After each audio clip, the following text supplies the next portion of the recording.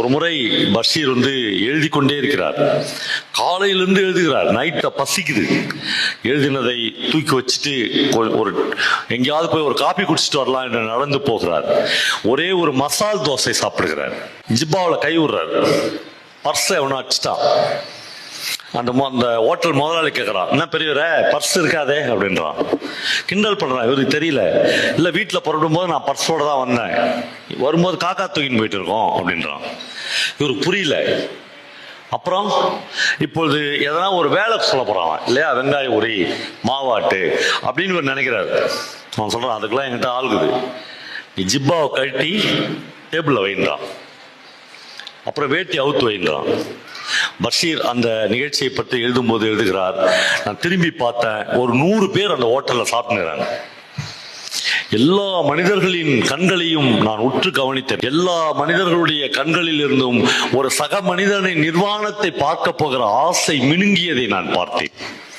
ஒரே ஒருத்தன் கூட எழுச்சி 2 ரூபா தானடா ஒரு மசால் தோசை நான் தரேன், வரவே இல்லை. பஷீர் மிகுந்த அவமானப்பட்டு தன்னுடைய ஜிப்பாவை கட்டி அவனுடைய டேபிள் மேல வைக்கிறார். வேஷ்டி அவரு என்று சொல்கிறார். அவர் வேஷ்டியை அவுக்கிற போது யாரோ ஒருத்தர் தெருவில் இருந்து உள்ள நுழைறான். இரு இரு இரு இரு பெரியவரே, வேஷ்டி அவுக்காத என்று சொல்கிறான். வேஷ்டி அவுக்காத, நீ கொடுப்பேடா நாய காசு, நான் தரேன். 2 ரூபாயை எடுத்து அந்த இவர்கிட்ட கொடுத்து அவருடைய ஜிப்பா எடுத்து நீ போட்டுக்க பெரியவரே என்று சொல்கிறான். ஒரு மனிதனை அவமானத்திலிருந்து மீட்பது மாதிரி ஒரு சக மனிதனுக்கு இந்த உலகத்தில் பெருமிதம் வேறு எதுவுமே இல்லை. வெளியே வந்தோடனே அவன் பஷீரப்பா சொல்றான், என்ன பெரியவரே ஜாக்கிரதையா இருக்கணும்மா, திருட்டு பையன் ஊராயிடுச்சு இந்த ஊரு, இந்த பாரு இதுல உன் பர்ஸ் எது என்று ஒரு 20% காமிக்கிறான்.